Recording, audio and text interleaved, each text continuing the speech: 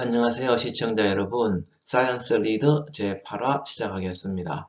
지금 우리 사회에 만연한 코로나19 바이러스부터 신종 플루 바이러스, 그리고 신증후군 출혈열 바이러스, 이런 질병들이 우리 사람의 혈청, HDL, 고밀도 지단백질이죠.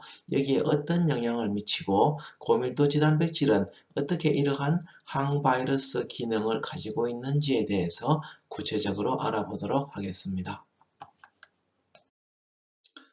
먼저 많은 시청자분들이 저의 프로필에 대해서 궁금하다고 하시는 분이 있어서 준비를 해보았습니다.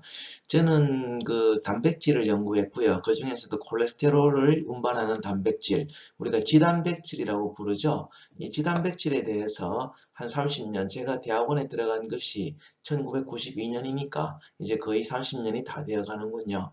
그러면서 이제 그 지단백질을 기반으로 해서 노화와 치매와 그리고 심혈관 질환에 대해서 연구를 해왔습니다.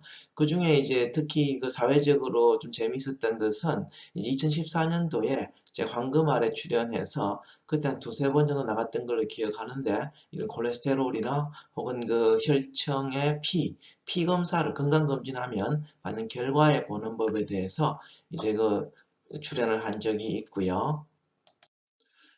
2015년에 미스 코리아였던 금나나 씨와 함께 SBS 스페셜을 만든 적이 있습니다. 저도 영남대 교정을 이제 같이 거닐던 사진인데, 제가 좀 키가 작아 보이긴 하는데 사실은 금나나 씨는 힐을 신었고 저는 이제 운동화를 신었기 때문에 좀 작아 보이는 거지, 막상 서보면 같다는 걸 말씀을 드리고 싶고요.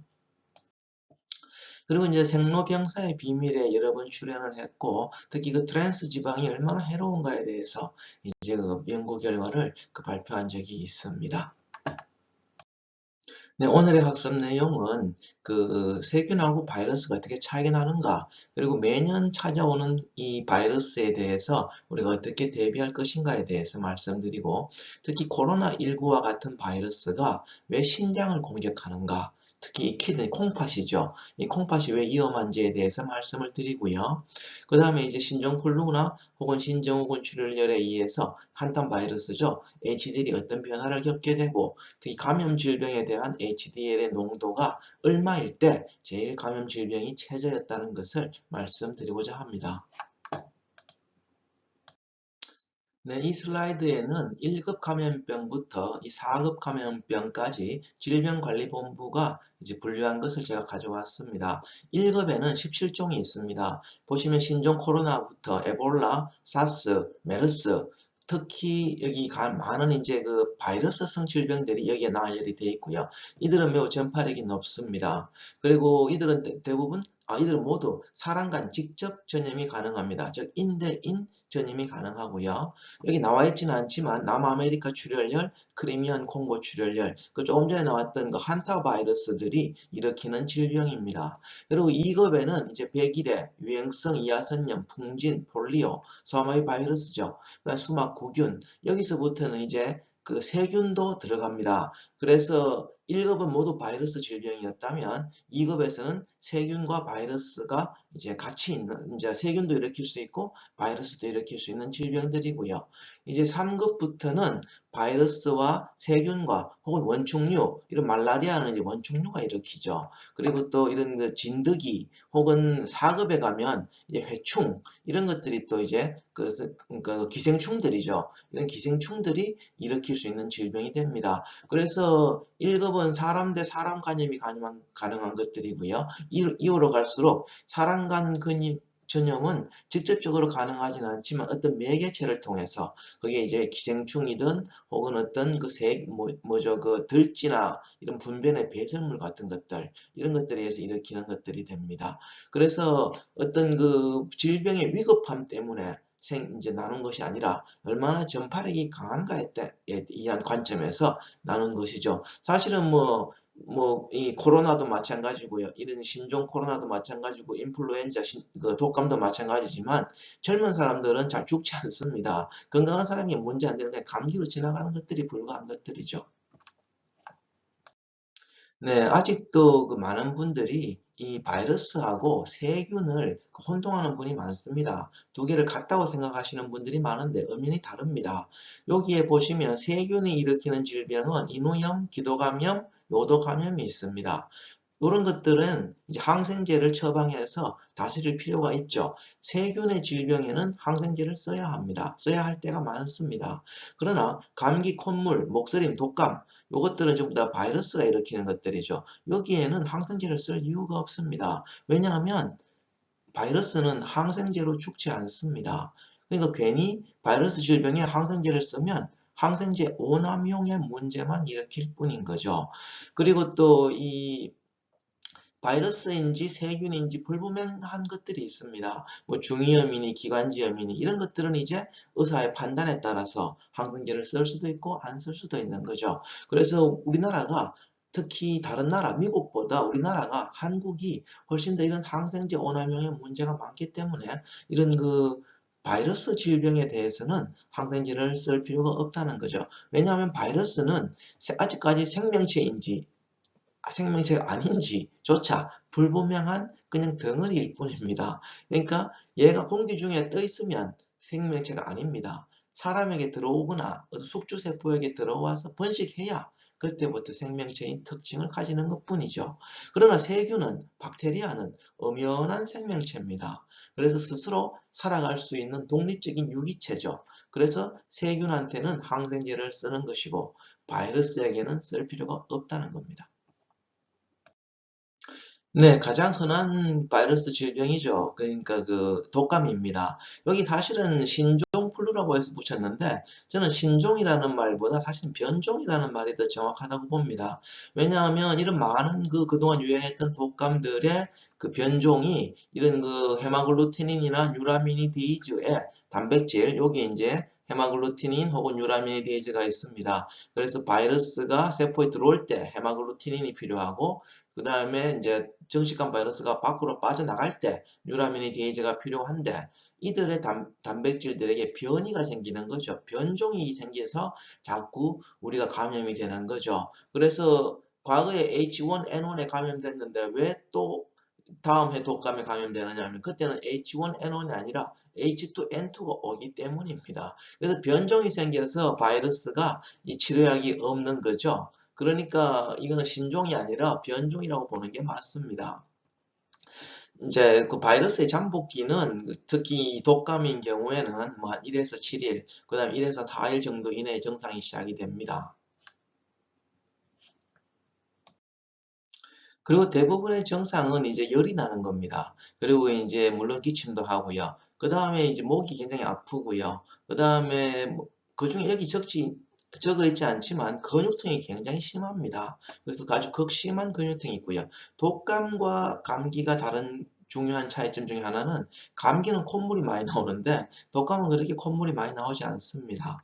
그래서 그 상당히 이런 또 그 뭐죠 그 호흡기 열상 혹은 그 호흡기 질환, 설사나 구토까지 이제 그 감염이 될 수가 있죠. 그래서 이제 독감 바이러스가 이렇게 이제 세포에 있는 수용체를 이제 타고 들어와서 여기 이제 수용체가 있죠. 타고 들어와서 자신의 그 RNA를 이 우리 숙주세포, 사람 세포의 핵 속에 슬그머니 밀어 넣습니다. 그러면 이제 우리 핵은 이게 자기의 DNA인 줄 알고 계속해서 단백질을 만들죠. 근데 알고 보니 그게 바이러스 단백질이었다는 겁니다. 그러면 이제 이 세포는 결국에는 이제 그 죽게 되겠죠. 그러면 이제 이 바이러스는 이제 자기가 여기서 다 이제 정식하고 세포가 이제 죽어나가니까 있을 수 없으니까 이제 자기의 유전자와 이 자기의 바이러스 껍데기를 쓰고 이제 밖으로 나가게 됩니다. 그러면 이걸 보고 우리가 이때 이제 그 다른 사람을 감염시킬 수 있는 이제 기회가 되는 거죠. 그래서 보통 흔히 독감 바이러스는 요 사이클이 지나갈 때가 한 뭐 일주일 정도 되겠죠. 이후에 이제 바이러스가 나오기 시작하는데 이번 신종 코로나는 훨씬 더 빨리 이런 바이러스가 나오기 시작하는 게 문제였죠. 그래서 감염이 더 빠르게 일어났다는 겁니다. 그 실은 이런 이제 신종플루이든 이제 그 코로나19이든 간에 이제 그 이런 그 증상이 지나가면 입원할 때는 주로 질병이 이제 폐렴이나 탈수증으로 입원하게 되고요. 흔한 기저질환은 이제 천식이 있게 됩니다. 그러나 이제 환자분들이 사망할 때 마지막 질병은 우리가 폐렴이라고 나타나기 때문에 마치 바이러스가 폐렴을 일으켜서 사람을 죽게 하는 것처럼 착각이 하지만 그 근본 원인은 사실은 그분들이 고유한 기저질환이 문제가 되는 거죠. 그래서 그 당뇨나 혹은 고혈압이나 혹은 심혈관 질환 이런 것들이 그 근본적인 원인이 되었다는 거고 거기에 이제 그 기름에 불을 땡긴 것이 그런 이제 그 독감이든 혹은 그 코로나19이든 이런 바이러스가 되는 겁니다. 이미 약 한 40여 년 전에 이 독감 바이러스에 의해서 그 우리 독감이 이제 우리 바이러스가 몸 안에 들어오면 우리 혈청에 있는 콜레스테롤은 어떻게 변하는가를 이제 그 연구를 해서 논문을 게재한 적이 있습니다. 그래서 아주 유명한 의학 저널이죠. 랜시스에 이제 게재가 되었는데요. 28명의 이제 연구 자원자들에게 독감 바이러스를 이제 주사를 했습니다. 그랬더니 이제 그 일정한 시기가 지나고 나서 이 총 콜레스테롤은 증가하고요. 그래서 여기에 보시면 총 콜레스테롤은 약간 증가하고요. 그 다음에 이 HDL 콜레스테롤은 감소한다는 것을 알아냈습니다. 그리고 중성지방은 변화가 없었고요. 그래서 여기에 보시면 이제 그 통계적 유의치가 나오지 않죠. 0.15일이고요. HDL은 0.0이 아주 높은 이제 통계적인 유의성이 나왔습니다. 그래서 그 독감 바이러스에 걸리면 그거에 대해서 저항하는 사이에 이제 그 우리가 이제 그 항체를 만들고 어떤 이제 저항하는 사이에 이제 HDL이 낮아지는구나 하는 것을 알 수가 있었습니다. 그리고 이제 HDL이 낮아지는 것과 그 연관해서 이런 독감 바이러스이든 혹은 신종 코로나19이든 간에 이들은 고열을 만들고요. 그러니까 열을 일단 만들고 그 다음에 이제 폐렴 증세도 있지만 더 중요한 것은 신장에 손상이 있다는 겁니다. 그래서 이제 마지막에 죽기 직전에는 폐렴과 신장의 손상, 이걸 이제 많이 보인다는 거죠. 그리고 독감이나 신종 코로나는 이러한 이제 그 증상들이 단계적으로 나타나기보다 동시에 나타나는 특징이 있기 때문에 이제 더 조심을 해야 된다는 거죠. 이에 비해서 신장후군 출혈열은 이제 이런 잠복기, 발열기, 저혈압기, 핍뇨기, 이뇨기, 그 다음에 이제 회복기, 이런 단계들이 이제 순서대로 나타난다는 겁니다. 이 중에서 가장 위험한 단계가 핍뇨기입니다. 즉, 그 소변이 나오지 않는 단계입니다. 여기는 소변이 왜 안 나오겠습니까? 바로 신장 기능에 문제가 생기기 때문이죠. 그래서 신부전이 만들어집니다. 그래서 이런 그 신증후군 출혈열이나 혹은 독감이나 코로나19의 공통점은 모두 다 이런 바이러스 질병이 이런 그 신장 손상을 가져온다는 것을 알 필요가 있겠습니다. 그렇다면 왜 코로나19가 신장을 공격할까요? 왜 그 이유는 바로 이런 신장세포에 ACE2, 우리 그 코로나19가 들어오는 이제 그 바이러스 수용체였죠. 이게 굉장히 대량으로 발현되고 있습니다. 제가 이전 그 7회에서 우리가 입 조심을 해야 한다고 했습니다. 코로나19에 대해서. 그건 이제 뭐 말을 조심하라는 뜻이 아니라 이 입을 통해서 구강점막 세포를 통해서 이 바이러스가 코로나19가 잘 들어오기 때문인 거죠. 그래서 여기에 보시면 이제 그 구강에 이만큼의 이 ACE2 단백질이 발현이 되고 있습니다. 그런데 이것보다도 더 많은 양의 그 ACE2 수용체가 바로 이 키드니에 있죠. 그래서 키드니에 엄청난 이런 많은 양의 그 ACE2가 발현되고 있기 때문에 바이러스가 들어오게 되면 이 키드니 세포에 굉장히 잘 달라붙게 되고 그럼 키드니 세포가 이제 그 기능을 못하게 이제 손상을 당하는 거죠. 여기 그리고 또 키드니 이외 신장 이외에도 이런 그 소장, 그 다음에 위장, 그 다음에 이런 그 담즙관, 그 다음에 간, 이런 것들 소화기관에 많은 이런 ACE2가 발현이 되고 있습니다. 그리고 이렇게 이제 한번 들어오게 되면 이제 그 바이러스가 들어와서 이 ACE2를 이제 따라 들어오게 되면 이쪽에 ACE2가 원래 하던 일들이 있습니다. 바로 이런 그 혈관 확장이나 혹은 고혈압을 막아주는 좋은 일을 ACE2가 하고 있었는데 이게 이제 손상을 당하는 거죠. 그러면 이제 신장 내피세포에 손상이 오게 되고요. 그 다음에 혈관이 수축이 더 빨리 됩니다. 그리고 이제 또 산화 스트레스나 염증이 더 많이 증가하게 되는 것이고요. 그래서 결국 이런 그 신장 기능 세포에 많은 손상을 가져오게 되고, 그다음에 소변이 잘 만들어지지 않고요. 그다음에 이제 고혈압이 더 악화될 수 있는 거죠. 그래서 결론적으로 코로나19가 신장을 공격하는 이유는 그 코로나 바이러스가 이 세포에 있는 ACE2라는 수용체를 결합을 하면 이제 그 이후로 일어나는 많은 그 좋은 호르몬들의 생산이 있습니다. 그게 이제 교란을 당하는 거죠. 그리고 이제 이 신장 세포 안에 바이러스가 계속 늘어나니까 사람 단백질을 만들지 않고 바이러스 단백질을 계속 만드는 거죠. 그러면 이제 급성 신장 손상이 일어날 수 있고요. 그 다음에 이제 또 그런 것들이 계속해서 이제 호르몬 교란과 바이러스 단백질들이 늘어나게 되니까 만성적으로 신장 질병이 일어날 수 있는 겁니다. 네, 이제부터는 그 또 다른 그 바이러스 질병인 한타 바이러스에 대해서 좀 이야기를 해보도록 하겠습니다. 한타 바이러스가 미국 대륙에서 엄청난 나바호 계질이라는 이름으로 알려지게 되었는데요. 그 이전에는 사실은 이런 그 남아메리카 출혈열, 크리미안 콩고 출혈열, 우리나라에서 1급 전염병입니다. 1급 감염병이죠. 그 다음에 이제 상급인 신증후군 출혈열로 잘 알려져 있습니다. 1993년에 처음으로 이 나바오 계질이 발병을 했는데요. 이제 그 심폐계질 출혈열입니다. 그래서 아주 이 치사율이 높았습니다. 그리고 아주 젊은 사람들도 감염이 되었었고요. 그리고 이제 바이러스를 분리해 보니까 우리나라에서는 한탄 바이러스라고 알려져 있는데 여기 한 4촌쯤 됩니다. 그래서 한타 바이러스라고 이제 이름을 붙였습니다.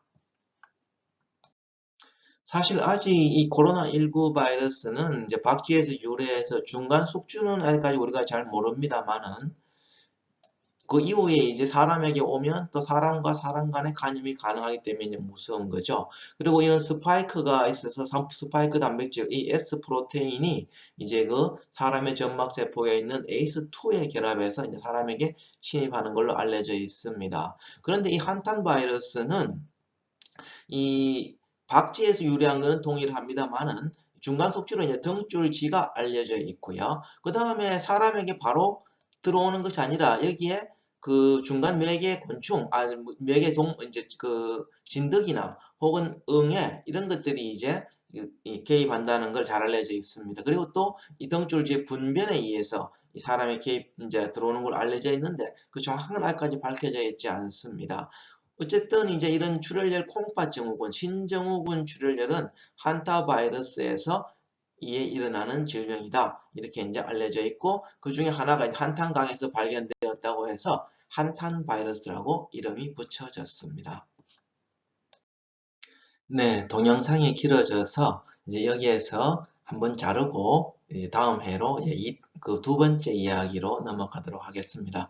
그래서 사이언스 리더 제 9화에도 더욱더 흥미롭고 또 실생활에 도움이 되는 이야기가 많이 나오니까 이 바이러스 질병을 억제하는 방법에 대해서 여러분들이 더 잘 공부해 주시기 바랍니다. 감사합니다.